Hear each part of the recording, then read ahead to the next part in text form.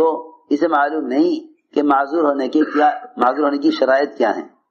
معذور ہونے کی شرائط کیا ہیں؟ ایک آدمی وضو نہیں کر رہا ہے، وضو نہیں کر رہا، تو شریعت کہتی ہے کہ آپ وضو نہ کرنے کی پہلے شرائط دیکھیں. پہلے شرائط دیکھیں. ایسا تو نہیں کہ وضو کو دل نہ چاہا تو وضو نہ کیا تو نماز نہ ہوگی. پہلے دیکھا جائے گا کہ تیمم کرنے کی شرائط پوری ہو رہی ہے نہیں. پہلے دیکھا جائے گا کہ تیمم کرنے کی شرائط پوری ہو رہی کہ نہیں. دیکھو میری بات توجہ سننی پڑے گی.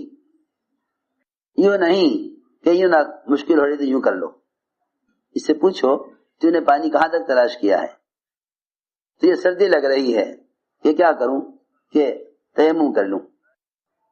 یہ دیکھنا پڑے گا کہ اس نے جو وضو کا متبادل تیمم سوچا ہے آیا تیمم کی شرائط پوری ہو رہی ہے نہیں. سارے احکام میں یہی طریقہ ہے. سارے احکام میں یہی طریقہ ہے.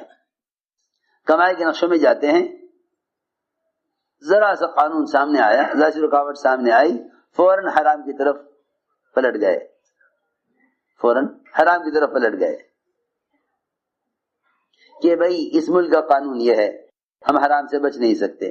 سوال اس کا نہیں کہ آپ حرام سے بچ نہیں سکتے، سوال اس کا ہے کہ آپ نے حرام سے بچنے کے لیے کیا کوشش کی. حرام سے بچنے کے لیے کیا کوشش کی. اور یہ یقینی بات ہے کہ اگر مسلمان بقدر ضرورت کمائے تو حلال کما سکتا ہے.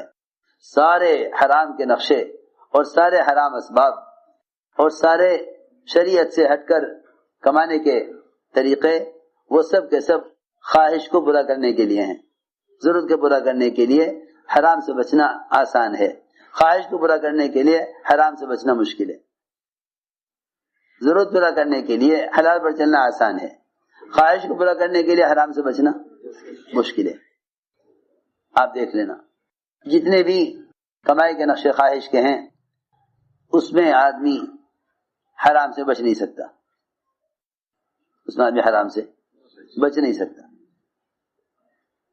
تو فرمایا من یتق اللہ یجعل له من امرہ یسرا، کہ جو کمانے کے نقشوں میں اپنے آپ کو حرام سے بچاتے ہیں ہم ان کی کمائی کے نقشوں میں سہولت اور آسانی پیدا کر دیتے ہیں. سہولت اور آسانی پیدا کر دیتے ہیں. من یتق اللہ یجعل له من امرہ یسرا، کہ کمائی کے نقشوں میں آسانی لاویں گے تقوی والوں کے لیے. کتنا تقوی، اللہ اکبر. عمر رضی اللہ تعالی عنہ بیمار ہو گئے. حضرت عمر بیمار ہو گئے. طبیب نے کہا کہ آپ کو بیماری ایسی ہے کہ اس میں آپ کو شہد استعمال کرنا ہوگا. شہد تلاش کرایا نہیں ملا. بیت المال سے پیغام آیا کہ آپ کو شہد کی ضرورت ہے، بیت المال میں شہد رکھا ہوا ہے. بیت المال میں شہد رکھا ہوا ہے. آپ بیت المال کے مالک ہیں، امیر المومنین ہیں، آپ شہد استعمال کر لیں.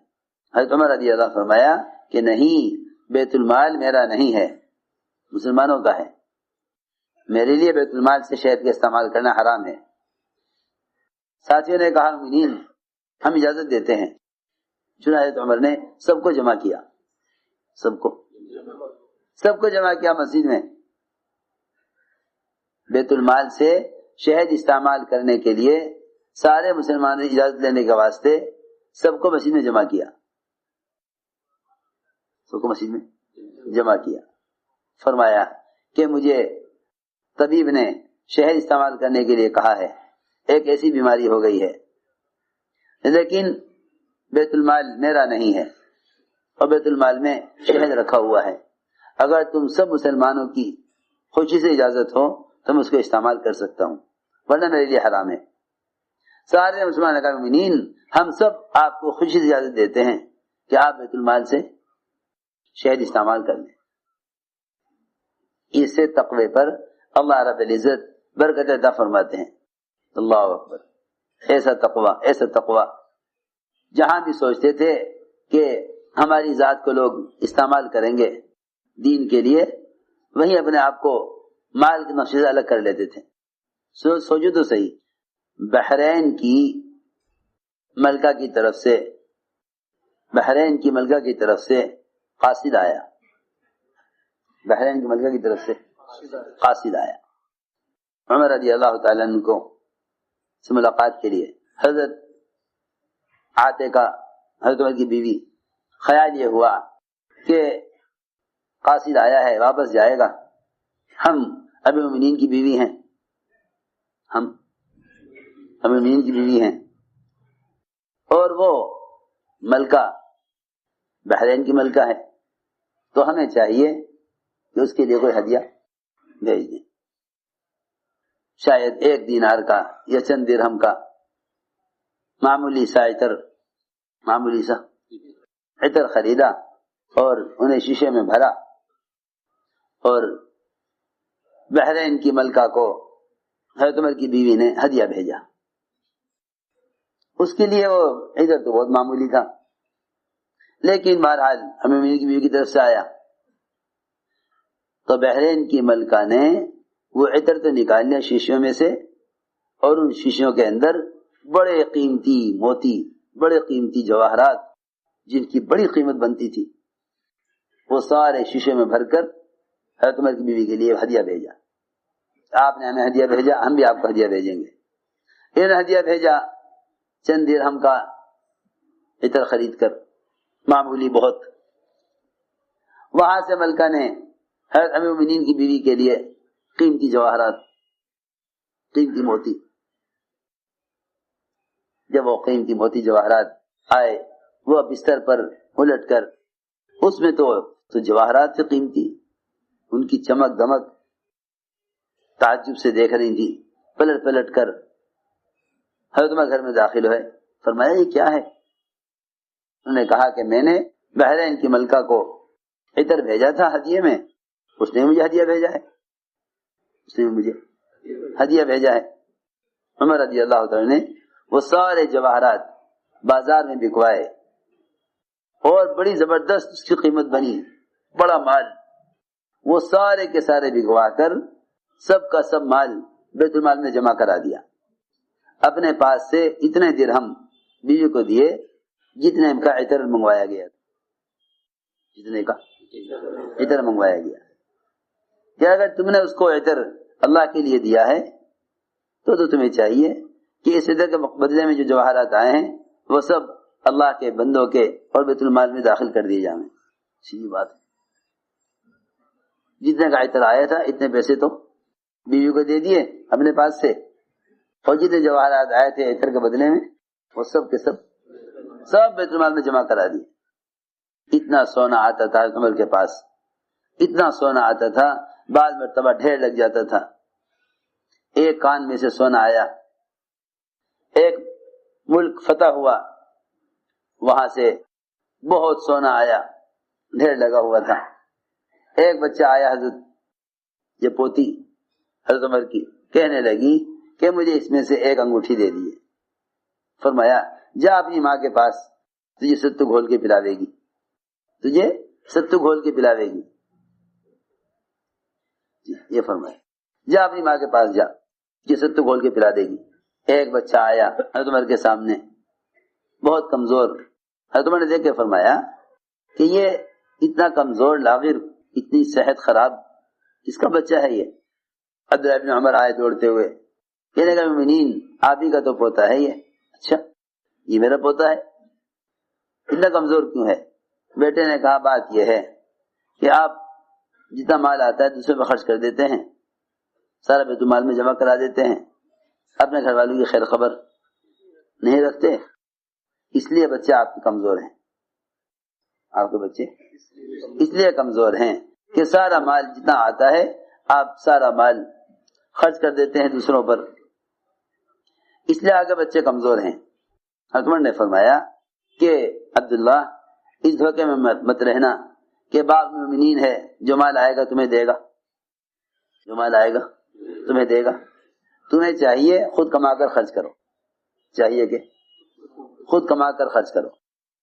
اچھا جی، حضرت نے فرمایا عبداللہ بن عمر سے کہ کرو تجارت جس طرح ساری دنیا تجارت کرتی ہے، اس دھوکے میں مت رہنا کہ باپ کے پاس پیسہ آئے گا ہمیں ملے گا، ہمارے پاس تو جو آتا ہے وہ مسلمانوں کا حق ہے۔ چنانچہ بیٹے کو خیال ہوا کہ بھئی اب کیا کرنا چاہیے، کوئی ایسا کام ہو کہ میں فارغ بھی رہوں دین کے کام کے لیے، اور کوئی تجارت بھی ہو جائے، فراغت بھی ہو، تجارت بھی ہو۔ تو خیال یہ ہوا کہ آسان شکل یہ ہے کہ کمزور اونٹ خریدے جائیں اور کمزور اونٹوں کو خرید کر چراگاہ میں ڈال دیا جائے، جہاں چراگاہیں ہوتی ہیں بڑی بڑی، وہاں چرتے رہیں گے، جب فربا ہو جائیں گے تو لا کے بازار میں بیچ دیں گے، کچھ اس سے نفع حاصل ہو جائے گا، اس سے اپنی ضرورت پوری کریں گے۔ اس خیال سے عبداللہ بن عمر نے کمزور گھٹیا کم قیمت کے اونٹ خریدے اور انہیں چراگاہ میں ڈالا۔ وہ چراگاہ میں چر کر خوب فربا ہو گئے، صحت مند ہو گئے۔ پھر جب تیار ہو گئے تو عبداللہ بن عمر ان اونٹوں کو لے کے آئے بازار میں بیچنے کے لیے۔ ہے تمہارے بھی بازار میں پہنچ گئے، معمول تھا کبھی کبھی بازار جانے کا۔ اس زمانے میں تو مسلمانوں نے اسلام کو ایسا بنا دیا کہ اگر کوئی بازار میں نظر آ جاوے تو کہ بھائی فلاں صاحب بازار میں کیوں تھے؟ ارے یہ تو مشرکین کہا کرتے تھے نبی کے بارے میں کہ یہ بھی کوئی رسول ہے جو بازار بھی جاوے، چیز کا بھاؤ بھی کرے، کھانا بھی کھاوے۔ نبی تو ایسے ہونے چاہیے تھے کہ نہ یہ بازار جاتے، نہ یہ بازاروں میں بیٹھتے، نہ یہ کسی کا بھاؤ تاؤ کرتے، آسمان سے کے لیے کھانا اترتا، یہ اپنے رزق کی کوشش کے لیے کیوں بازار جا رہے؟ اس زمانے میں بعض لوگوں کا ذہن اس طرف بھی ہے کہ بھئی جو اللہ والے ہیں وہ تو بس اللہ اللہ کریں۔ ہائے ہائے، جب تک اہل علم تجارت کی منڈی کو خود نہیں سنبھالیں گے اس وقت تک بازار کا دین زندہ نہ ہوگا، بازار کا دین زندہ نہ۔ میں کہتا ہوں سال والوں سے کہ تم خود جا کے کماؤ، بازار میں ملازمت کر کے دکھلاؤ کہ ملازمت حلال کسے کہتے ہیں، حرام کسے کہتے ہیں۔ ورنہ اس زمانے میں لوگ تصور یہ ہے کہ جو بھائی اللہ والے ہیں، علماء ہیں، بھائی وہ تو بازار کیوں جاویں، کسی کو بھیج کے سامان منگوا لیں۔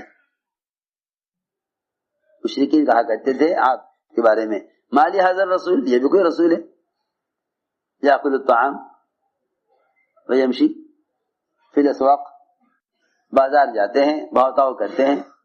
ابوبکر رضی اللہ تعالیٰ عنہ خلیفہ بنتے ہی چلے بازار۔ کہاں جا رہے ہیں مومنین؟ کہ میں چادریں بیچنے جا رہا ہوں بازار اپنے بچوں کی ضرورت کے لیے۔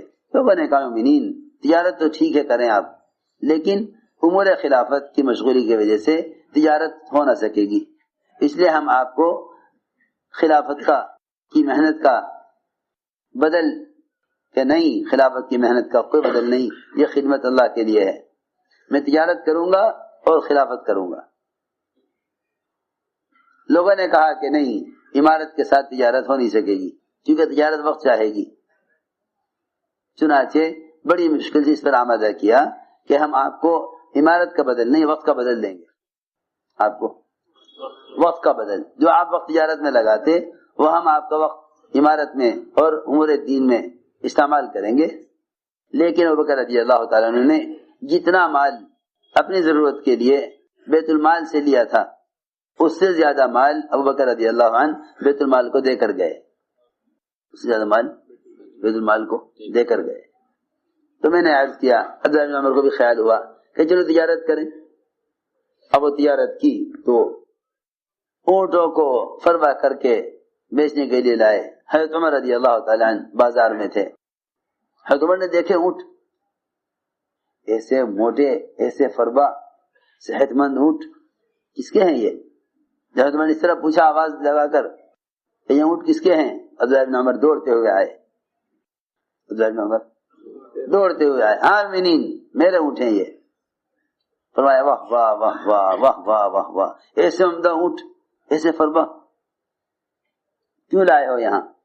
کہ منین آپ نے کہا تھا نا تجارت کرو، میں تجارت کر رہا، میں نے اونٹ فربا کرنے کے لیے چراگاہ میں ڈال دیے تھے اور یہ اب تیار ہو کر آ گئے ہیں، اب میں ان کو بیچوں گا، ان سے جو نفع حاصل ہوگا اسے خرچ کروں گا، خیر کے کام میں بھی، ضرورت میں بھی۔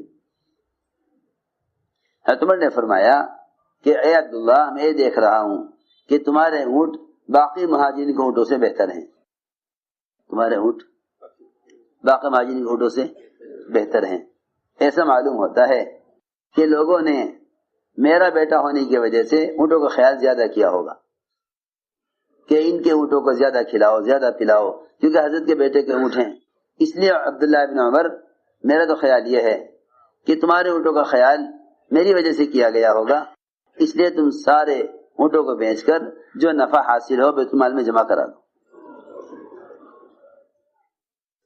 جو نفع حاصل ہو، جو نفع ملے سارا بیت المال میں جمع کرا دو، جتنے کے تم نے اونٹ لیے تھے کمزور اونٹ، اتنے پیسے تم لے لو۔ سوچنے کی بات ہے، واقعی جن کے سامنے آخرت ہو وہ یہ کر سکتے ہیں، سامنے آخرت نہ ہو انہیں کسی بھی چیز میں خیانت کرنے میں کوئی دقت نہیں ہے۔ جن کے سامنے آخرت ہوتی ہے ان کے لیے زندگی گزارنا آسان ہے۔ تو میں نے عرض کیا کہ اللہ تعالیٰ متقی کے کام میں آسانی پیدا فرماتے ہیں۔ من یتق اللہ یجعل لہ من امرہ یسرا، کہ ہم متقی کام میں آسانی پیدا کرتے ہیں۔ اللہ تعالیٰ متقی کام میں آسانی پیدا فرماتے ہیں۔ من یتق اللہ یجعل لہ من امرہ یسرا، کہ ہم متقی کام میں آسانی پیدا کرتے ہیں۔